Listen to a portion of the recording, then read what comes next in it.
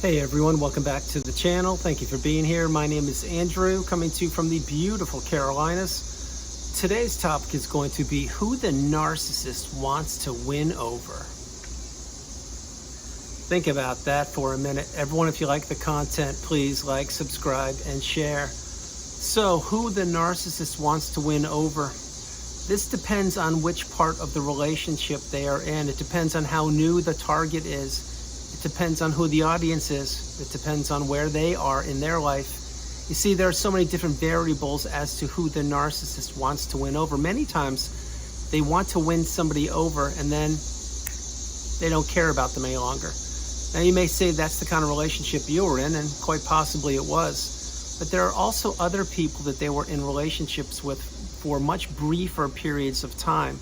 Example, let's say that when you were dating the narcissist, hypothetically, and you dated them for a little bit of time and then you figured them out and you kicked them to the curb, or that relationship ended. But let's say you introduced them to your parents back then.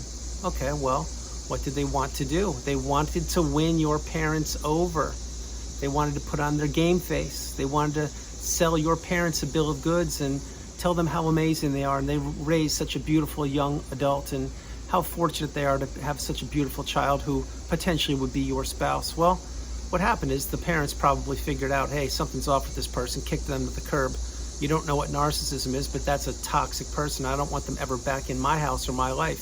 You see, that's an example of multiple things, but one thing is the narcissist, the person you're considering, they try to win over your parents. Another example would be this. Let's say you are working at a job. Say you've been there for 5-10 years and you're doing great and you love it and you've risen up through the corporate ladder the way you wanted to and everything's going well. Well, all of a sudden, the narcissistic boss gets inserted, and that is your direct boss, no matter who it is, but it's now a toxic workplace bully, and you don't know what narcissism is.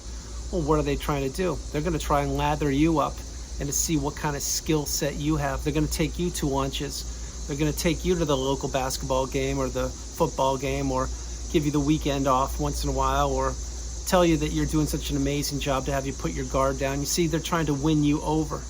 And once you got close enough to them, meaning once they knew who you were, this is the workplace bully, once they knew who you were, then they said, okay, this person, which was you, and it certainly was me, has a high level of empathy. They're committed, they love the company, they love the culture, they love the job, and they love their position. What am I going to do? I know what to do. I'm going to make sure that all those weekends go away. I'm going to make sure they start to get more and more workload. I'm going to start to make appointments and meetings with them and not show up. I'm going to begin to over-talk to them, or in the meetings that we're having, I will isolate that person. Again, this was me, and it possibly could have been you. I will begin to divide wedges between them and anything that matters to them, meaning their support system, their promotions, their jobs, their projects, etc. See, this is who the narcissist wants to win over. They wanted to win over you at first in the job. Then once they got their grubby little paws sunken into you, then they pulled back. This is why nobody, and I mean nobody, is safe from the toxicity of the narcissist. I just gave you two examples, the romantic relationship, potentially, and the workplace bully. What about a friend? Okay, well, now you're new in the hobby group. Let's say that you just joined the local yoga club or the local yoga class, and let's say another person, maybe they just joined the YMCA or someplace to swim, go swimming. Well, now that person's new. You already remember those places. But the new person, the narcissist, just joined one of those two places. Well, now what are they going to do? They're going to put their best game face on. And maybe they're going to act like they can't swim the most laps, or they can't do that yoga pose. Can someone just help them? Well, what are they doing there? They're playing the victim card, or they're playing the card of naivete, or not having a skill set. They're going to try and draw people in to teach them to swim better or faster or for further distances while they're learning about that person. Same thing with the yoga class. Someone can't do a certain pose. Well, stay later after class. I'll show you how to do it. It'll be okay. See, the narcissist was trying to win over the instructors there, or the people in the hobby groups that you were a part of. And as they're winning those people over, you, if you were in those groups and you didn't know what narcissism was, you were probably being won over also, slowly and insidiously. Again, you weren't taught this in school. You didn't know what to look for. You didn't know what the signs were.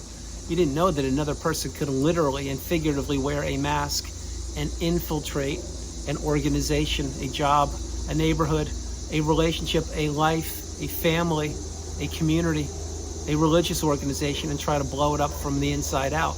But that's what the narcissist does. You're now understanding this. You're learning more and more about not only narcissism and empathy, but what the human being is capable of. And it's not all puppies and rainbows and sunshines and snickerdoodles. There are different kinds of human beings. You're learning that, and that not everybody has your best interest at heart.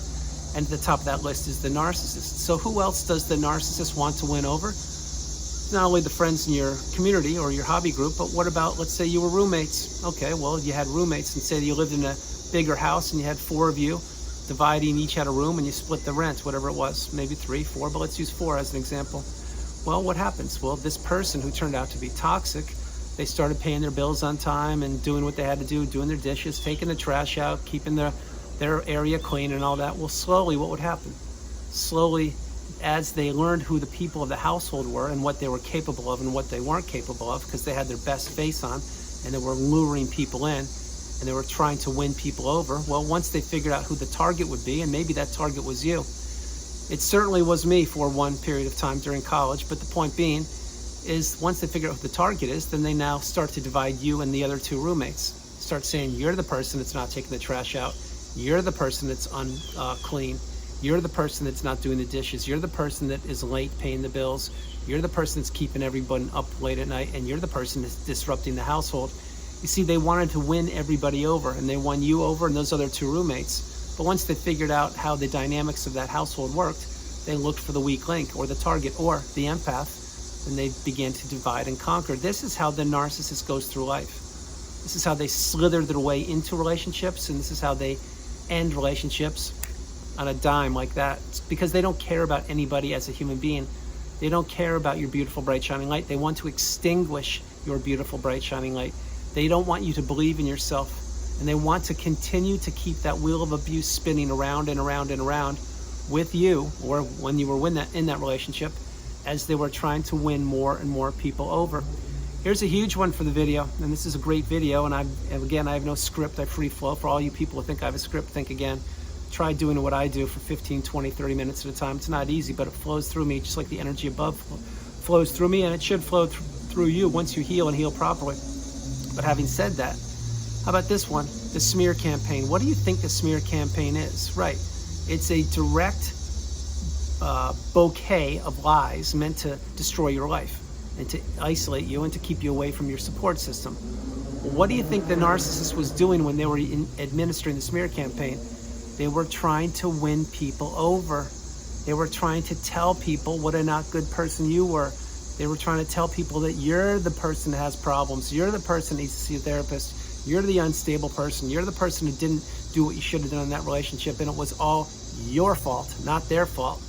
That's why so frequently these relationships, when they end with a thud, a crash, and a bang, and the discard usually comes out of left field.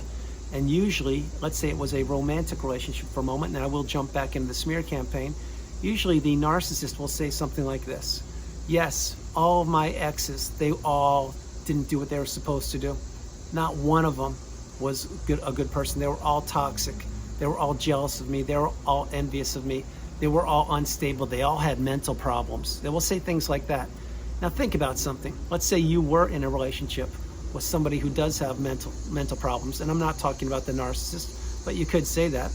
Are you going to tell other people that that person had mental problems? Of course you're not. You're going to say, hey, yeah, the person had some challenges and whatever, it just didn't work out. Well, now you're in the narcissistic relationship, and the narcissist is trying to win people over, telling everyone that you have the mental problems and you're unstable and you belong to be, you should be somewhere under observation. Read between the lines. It's not just one person that was saying that. It was other people that were drinking the Kool-Aid that the narcissist was pouring via the smear campaign. So the narcissist was trying to enlist or win over enablers and enlist or win over flying monkeys, so they would do the bidding for them. That's what the narcissist does. Remember, the narcissist is a coward and a bully. There is no core to them. There's no substance to them. All they want to do is destroy people's lives and win other people over as they're discarding the other people. This is why they can go on from one relationship to another so effortlessly. This is why they don't care about people for being empathetic or kind or loving. They care about destroying people's lives, their hopes, dreams, aspirations, their futures, and their goals and their purpose. So once you get the wisdom, you need to apply the tools. You need to go no contact, block that person you're considering, delete them, remove them, and all flying monkeys and people associated with them. If not now, when? Because as long as the narcissist is still gallivanting the globe, they will continue to try and win people over. And many times they will try and win people over that they had destroyed their lives earlier or broken up their relationships from earlier. Because what the narcissist wants to do is, in the future, if you don't batten down the hatches and close the gates and go no contact, they will try to infiltrate your life, erase the past like that, and start all over with a clean slate. And they'll say things like this: oh, that was over with. What are you talking about? Move on. What's the big deal? I'm a different person. I've changed. Or I found something, a greater power, or I really do love you. I really do care about you. And I really, really want to work on it this time. I will improve. I'll be better. This is why the narcissist stays stuck in that loop. It just continues to go around and around and around. And the one constant, the one common denominator in the toxicity loop of narcissism is the narcissist. It's not you. But what they're doing is, think about this. They're trying to leapfrog from one relationship to the next. The relationship they are trying to jettison, that's the person they're trying to discard or remove or isolate or abandon, whatever you want to call it, or all of those things. And they're trying to leapfrog onto a new relationship because they've won new people over.